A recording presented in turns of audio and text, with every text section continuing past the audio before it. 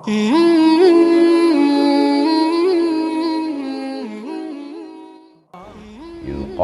imra'atu Imran, ingatlah ketika istri Imran, nama suaminya Imran, nama istrinya Hanna.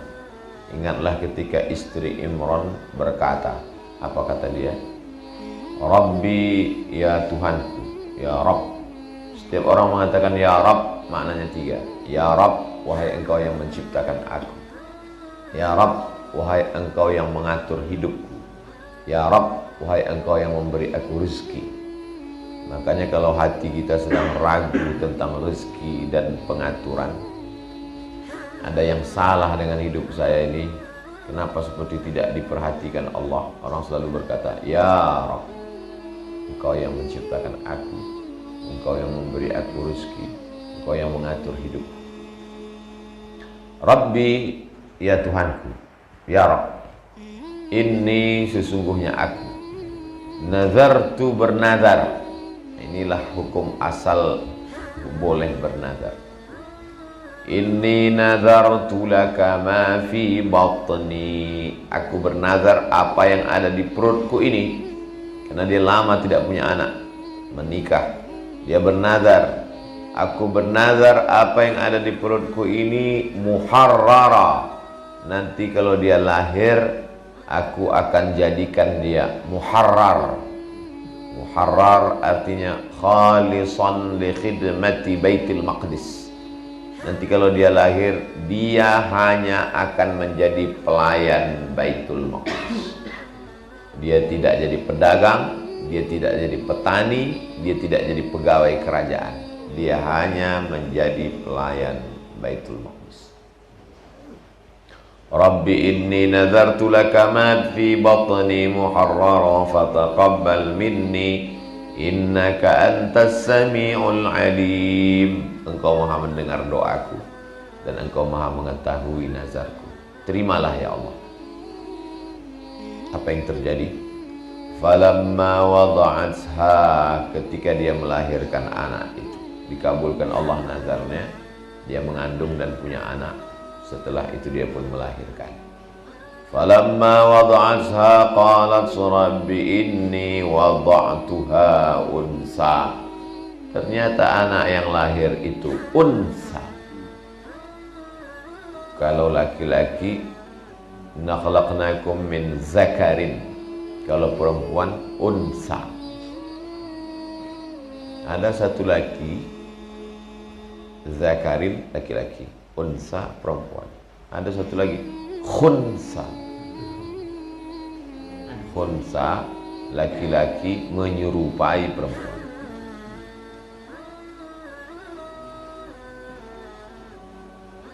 Bukan menyerupai. Kalau laki-laki menyerupai perempuan dalam hal bentuk, cara berpakaian, itu disebut dengan mutasyabbihat. La'anallahul mutasyabbihat minar rijal bin nisa. Allah melaknat laki-laki yang menyerupai perempuan. Yang dimaksud dengan khunsa, maaf beribu maaf, lahir dia dalam keadaan kelaminnya dua. Khunsa ini terbagi dua. Satu namanya khunsa wadih, jelas. Yang satu namanya khunsa muskil. Bagaimana kalau terjadi? Tunggu sampai dia akil baligh. Setelah akil baligh, kalau ternyata dia mengalami menstruasi, maka diguntinglah kelebihan kelamin laki-lakinya. Tanya dokter, ini dokter kecenderungannya ini kemana? Dia lebih cenderung pada perempuan setelah melihat fisiknya dan secara psikologis, maka digunting kelamin laki-laki.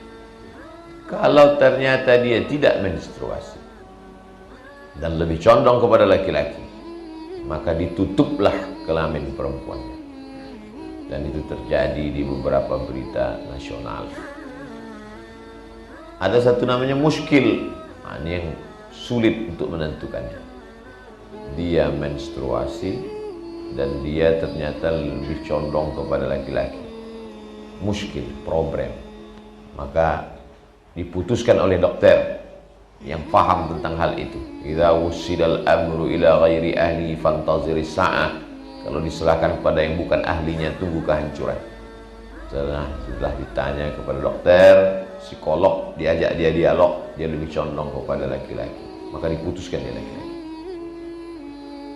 Adapun sudah jelas terlahir sebagai laki-laki, kelaminnya satu, setelah itu dia ngomong tanpa ditanya, sebenarnya saya perempuan yang terjebak di tubuh laki-laki. Ini tidak ada hukum lain kecuali diasingkan, karena dia orang yang sakit secara psikologis. Di zaman Nabi pernah terjadi laki-laki pakai henna. Nggak boleh laki-laki pakai henna, karena pakai henna itu ciri perempuan. Kata Nabi, kenapa ini pakai henna? Dia ini begini-begini, lebih cenderung. Kata Nabi, maka bawa dia ke Naqi. Kalau tempat kubur orang di Madinah, Baqi. Kalau titiknya naik ke atas, Naqi.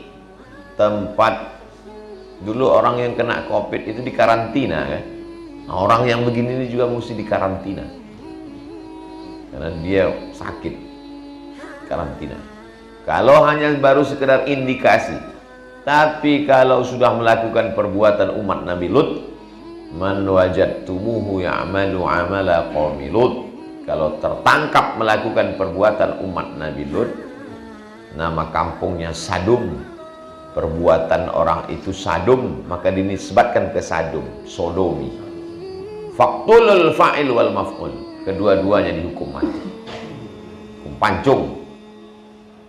Nah, inilah cara memberantas LGBT itu sudah jelas. Tidak ada tawar-menawar. Kalau dilaksanakan hukum itu, selesai LGBT itu. Pancung kepalanya, sehat langsung insyaallah. Yang tertular itu sehat. Falamma wada'atha, ketika dia melahirkan anak, Rabbi inni wada'tuha unsa, ternyata saya melahirkan anak unsa, perempuan. Kenapa dia lapor? Karena yang menjadi pelayan Baitul Maqdis itu laki-laki, sedangkan anak yang dilahirkan perempuan. Walaisa dzakaru kal unsa, laki-laki enggak sama dengan perempuan. Wa inni sammaituha Maryam, aku beri nama anakku yang perempuan ini Maryam. Wa inni u'idzuha bika wa dzurriyyataha minasyaitonir rajim. Aku berdoa kepada Allah supaya dia dan anak cucunya dijauhkan dari syaitan. Itulah kenapa anak ini punya anak, Maryam ini berikutnya nanti akan punya anak laki-laki namanya Isa, dan anak itu tidak diganggu setan. Waktu lahirnya nggak nangis. Nabi Isa itu waktu lahir nggak nangis, karena setiap anak yang lahir itu nangis karena pusarnya ditusuk oleh setan. Nabi Isa tidak menangis karena tidak bisa ditusuk oleh setan. Kenapa? Karena doa dari Hannah. Doanya, inni u'idzuha bika wa dzurriyyataha minasyaitonir rajim. Itulah maka bagus doa itu dibaca oleh ibu hamil supaya anaknya tidak diganggu setan. Sebagaimana Allah menjaga Hannah, begitu jugalah Allah akan menjaga keturunannya. Itu namanya tawarruk, tayammun. Sebagaimana doa itu dulu dipanjatkan oleh Hannah sehingga Allah menjaga Maryam dan Isa, begitu jugalah diharapkan si ibu hamil itu akan terjaga janin anaknya oleh Allah Subhanahu wa taala. Wa inni u'idzuha bika wa dzurriyyataha minasyaitonir rajim fataqabbalaha rabbuha biqabulin hasanin. Allah Subhanahu wa taala menerima doa dari perempuan yang solihah bernama Hannah tadi, biqabulin hasanin. Itulah mengapa selesai doa biasanya qabul. Ini asal. Yang disebut qabul ini bid'ah, makna qabul itu suasana. Fataqabbalaha rabbuha biqabulin hasanin wa ambataha nabatan hasana. Tumbuhlah dia dengan pertumbuhan yang baik. Fakaffalaha Zakaria, dia diasuh oleh Zakaria. Maryam punya ayah namanya Imran. Imran ini meninggal waktu Maryam masih kecil. Lalu siapa yang mengasuhnya? Fakaffalaha Zakaria, dia diasuh oleh Zakaria. Zakaria ini siapa? Zakaria ya Nabi Zakaria. Nabi Zakaria punya istri. Imran punya istri. Istri Imran dengan istri Zakaria saudara kandung. Kalau di Sunda hubungan Zakaria dengan Imran ini apa?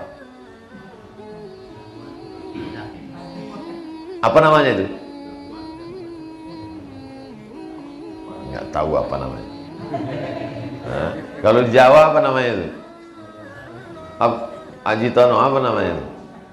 Haji Tono menikah dengan perempuan. Kemudian Mas Faiz nikah dengan perempuan. Perempuan ini adik kakak. Lalu kalian apa?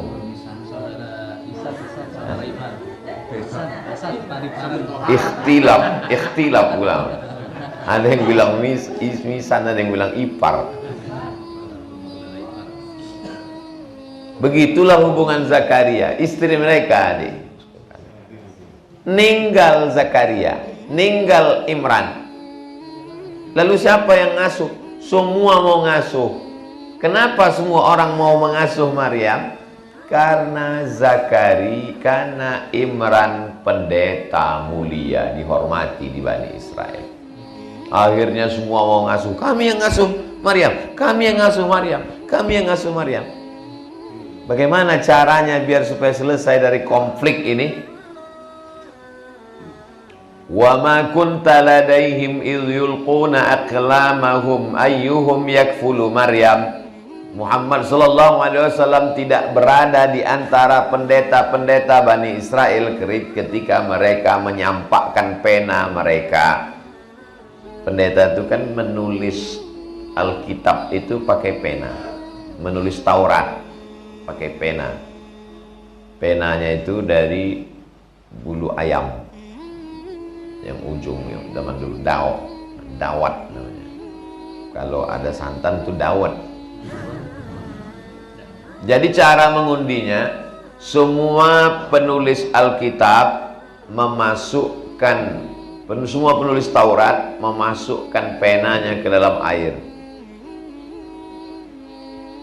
Pena itu kalau dicopot bulu ayamnya berat, nyemplung ke dalam, masuk ke dalam. Siapa nanti yang ngapung ke atas, maka dialah yang menang. Semua kamu mau ngasuh Maryam? Ya, oke. Semua penanya. Wa ma kunta ladaihim idh yulquna aqlamahum. Kau tidak berada di antara mereka ketika engkau mencampakkan penamu ke dalam air. Ayyuhum yakfulu Maryam. Siapa di antara mereka yang akan menjadi bapak asuh Maryam? Ketika semua mencemplungkan, tiba-tiba satu yang muncul ke atas. Yang menang itu adalah Zakaria. Kaffalaha Zakaria. Akhirnya Zakaria lah yang menang, yang mengasuh. Kullama dakhala 'alaiha Zakaria al-mihrab. Tempat Maryam tinggal itu namanya mihrab. Mihrab selalunya di musola, di masjid. Anak-anak jangan main di mihrab ya, itu tempat imam. Biasanya ini tempat mihrab, bukan mihrab ini yang dimaksud. Mihrab artinya tempat khusus ahli ibadah yang dia tidak ada kerja lain, hanya melayani tempat ibadah, beribadah kepada Allah SWT. Nggak boleh keluar. Maka Maryam pun ditempatkan di mihrab. Kullama dakhala 'alaiha Zakaria. Setiap kali Zakaria datang mau ngontrol keponakannya. Ini kan ponakannya nih, ponakan istrinya. Wajada indaha rizqa. Dia lihat di dalam itu banyak rizqa. Apa itu rizqa?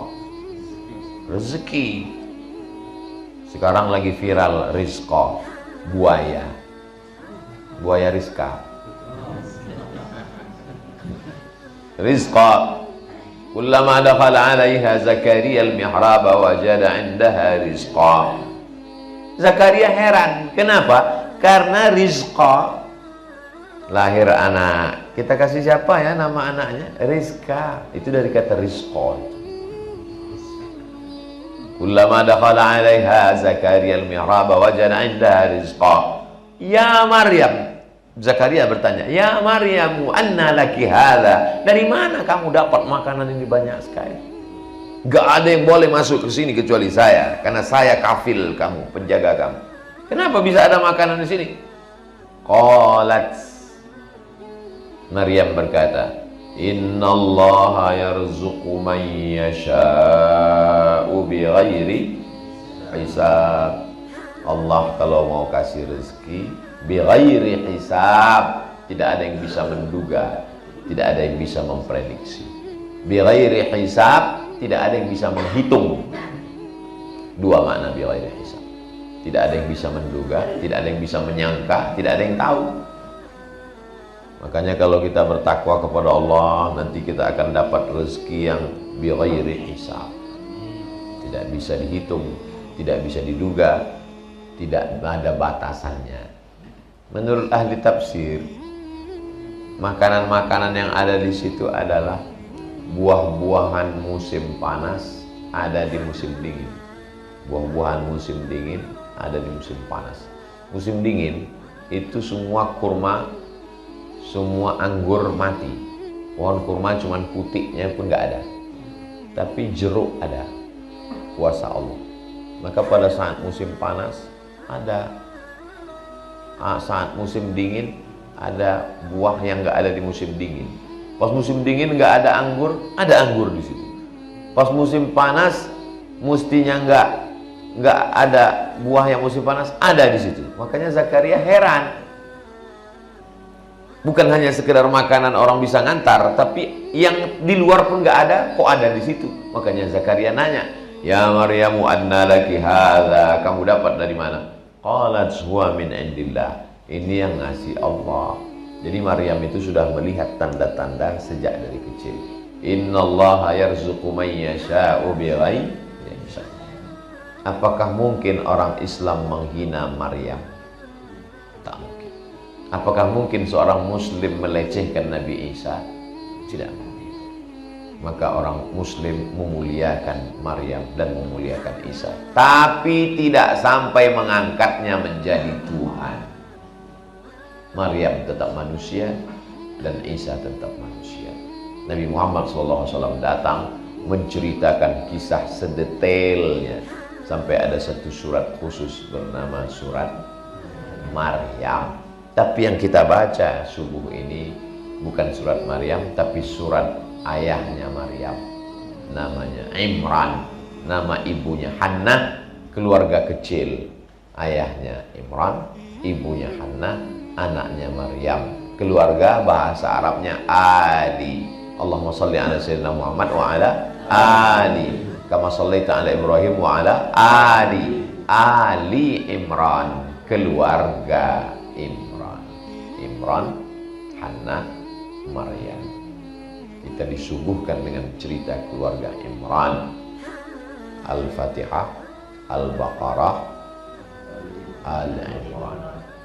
Begitulah Allah menempatkan cerita ini di awal, supaya kita tahu kedudukannya, supaya kita mengambil iktibar dari pelajaran. Itu yang dapat kita bahas pada subuh ini. Mudah-mudahan berkah. Ada yang ingin ditanyakan, kita bahas dalam tanya jawab. Terima kasih. Wassalamualaikum warahmatullahi wabarakatuh.